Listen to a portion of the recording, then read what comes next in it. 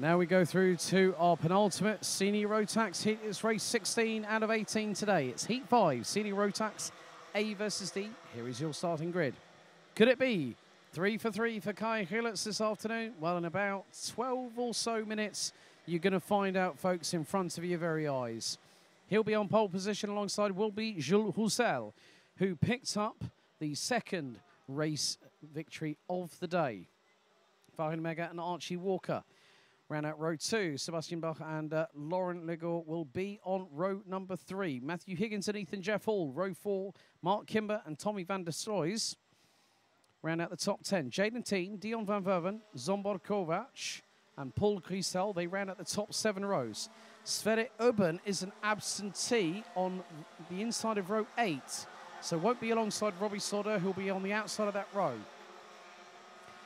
Matteo Pianezzola, Mitch Hayner, Hugo Brun, Miro Halika, Alexander Savinkov, Kamal Murad, Danny Shields, Rafael Jesus, and Paul Simard round out the 25-strong grid due to go into battle for the following 10 minutes, plus an additional lap here at Karting des Fagnes. After this, we'll have one more Senior Rotax heat to go, and then we'll have the final heat for DD2 and DD2 Masters.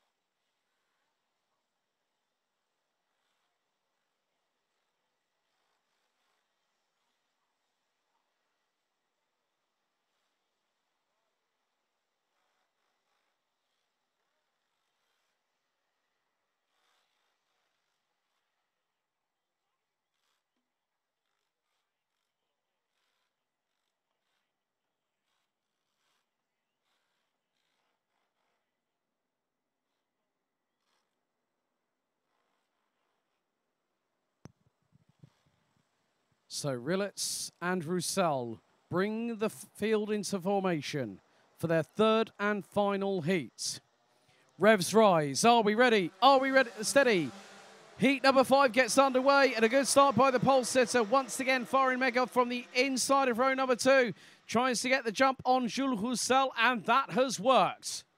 As off the circuit, and that is the 323. That is Canada's Laurent Legault off the track, forced out wide. And now, well, he's got a loss of dust probably going underneath the race helmet. So we've got another one off the circuit, going through into turn number 6. Again, a little bit of desperation starting to seep in towards the tail end of the heats. And there is the 356 trying to get through. That is Matteo Pianezzola from 54 Squadra Corse. It just goes to show how quick, well, he's actually running with Strawberry Racing. He has run with 54 Squadra Corse in years past, but it is Hilitz trying to stretch the lead early. And that lead is now 0.4 of a second.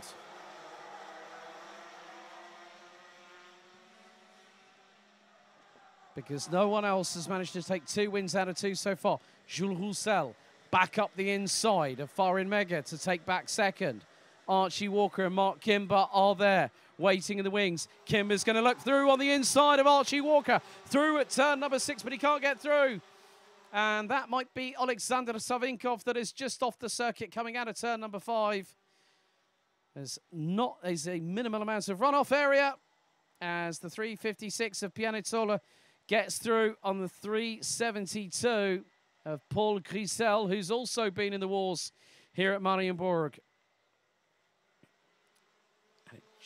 It's just getting to be a little bit of desperation starting to creep in with some of the drivers. Nice little move there from Danny Shields as Jules Roussel now finds himself nearly 6/10 back from Kai Hilitz. Farin Mega in 3rd. 4th, Mark Kimber. 5th, Archie Walker. 6th, Jaden Teen, followed by Ethan Jeff Hall, Matthew Higgins. Then we got Sebastian Bach in the 338 and the 311. The Tool young Flying Dutchman that is Tommy van der Stroys from the Netherlands in the 3-1-1. Up the inside, through for second position. That's going to hand third back to Mark Kimber. Jules Roussel looks to get through. So does Jaden Thien. He's mugged a lot of them. He's mugged at least 3 drivers, and that included Archie Walker and Jules Roussel. First weekend with a new team for Jaden Thien, and he's made it work this weekend. He made it work last weekend as well at the B&L Karting Series.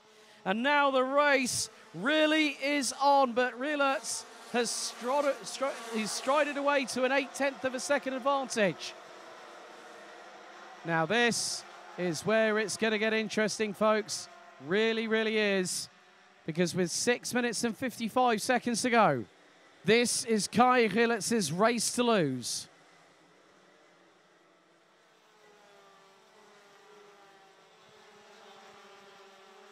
Sverre Ubben, yes, has been confirmed as a non-starter. Lauren Ligo all the way down to 24th position for the Canadian, based out of Montreal.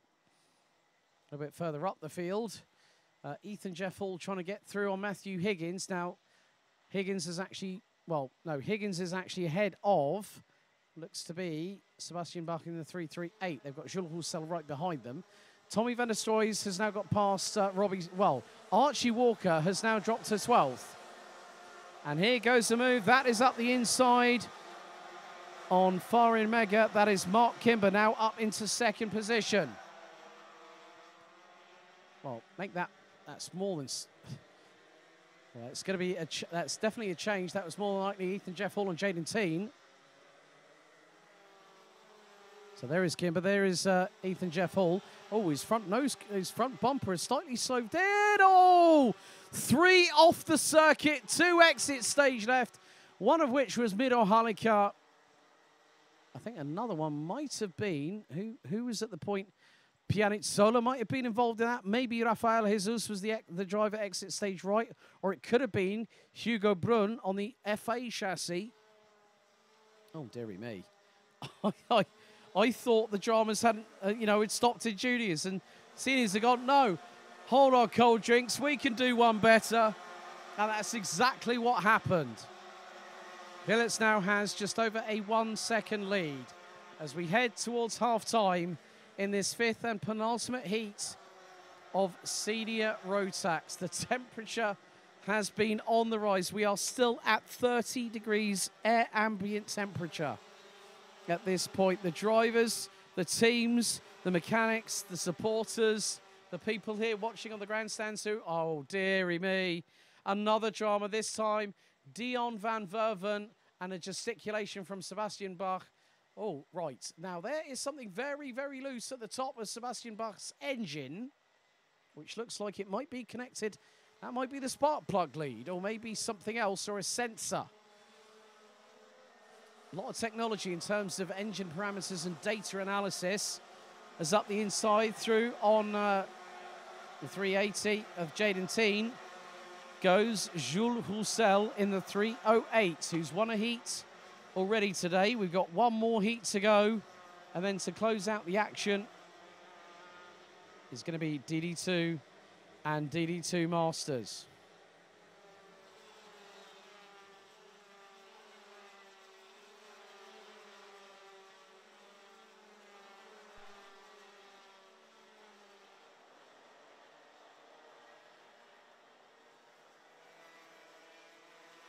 So there will still be the opportunity to make some moves up the order, but time is fast running out. 3 minutes and 35 seconds.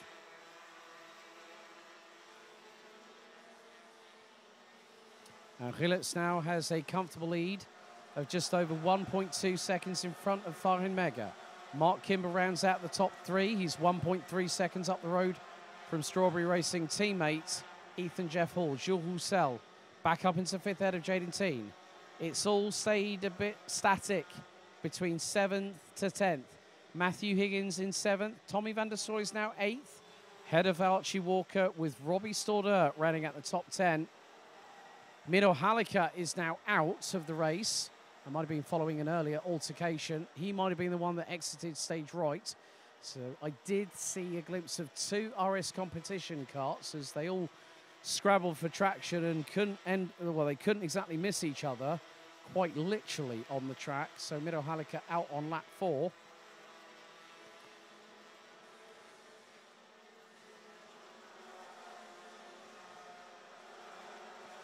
So 8 laps completed, on to lap 9 we go.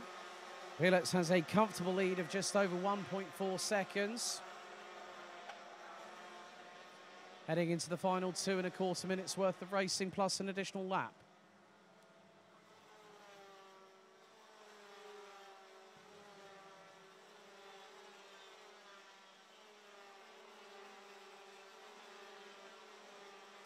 But again, with this heat, there was a little sign of some signs of desperation of drivers going, well, I do need to get into the top 30. I'm going to put it on the line. If you put it on the line and you get it wrong, it's not only going to compromise your efforts, but other drivers that have said, right, okay, I need to be in the top 15 to get through to the top 30.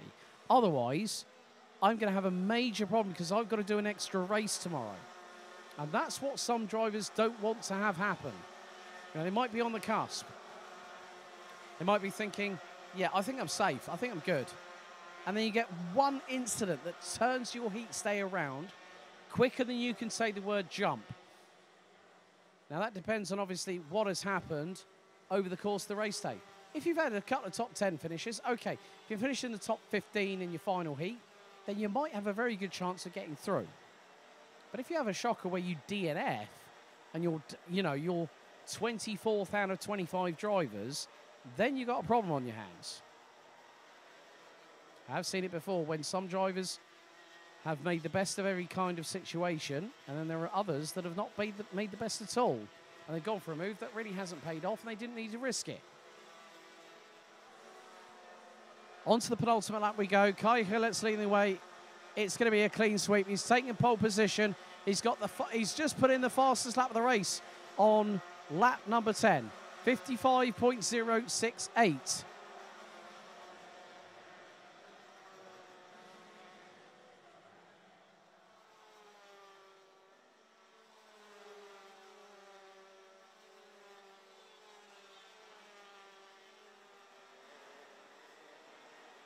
So 10 seconds to go. Ethan Jeff Hall is about 7/10 away from Strawberry Racing teammate Mark Kimber. Ethan Jeff Hall has been fighting at the sharper end of the field all the way through the day. So the junior Rotax European champion from last year will be pretty safe and sound. Across the line to go onto the final lap for Heat 5 goes the race leader Kai Hillertz. His lead, nearly 2.3 seconds after 11 laps, and he's just broken underneath the 55-second barrier. He's taking a page out of Max Verstappen's books, going towards the end of the race, saying, do I think I can push? Yeah, I can push. Thing is, they don't have any radio communication like they do in Formula One. So Hillertz will know, hang on a second, this car feels really good. I'm going to push like crazy. 54.926 seconds from the race leader, and he's in clear air.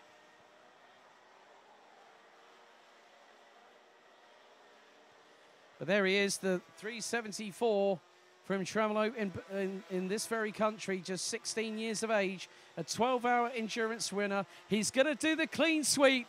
Kai Hillertz wins his third and final heat, and that puts him on provisional pole for tomorrow's pre-final. Fahim Medga, he's going to be at the sharp end. You know that for a fact. He finishes in P2. Mark Kimber in third. Ethan Jeff Hall in fourth, head of Jules Roussel.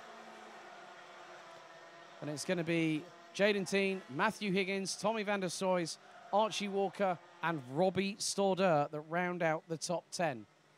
Hugo Brun, Kamal Mrad, Zombor Kovac, Mitch Hainert, Lauren Ligor, Alexander Savinkov, Rafael Jesus. It looks like there could be a 5-second penalty going to Dion van Verven for causing a collision through turn 7 a little bit earlier on. That will demote him out of the top 20. Then it's Danny Shields, Paul Simard, who rounds out the top 20 on the road before penalties are applied. Sebastian Bach, Dion van Verven drops to 22nd as a result of that. He finishes ahead of Matteo Pianezola, but Paul Simard, Sebastian Bach ran out the top 20. Paul Grisel, 21st. Dion van Verven, Matteo Pianezola, finished the race. Miro Halika retiring on lap 4 and Sverre Ubben not taking the start.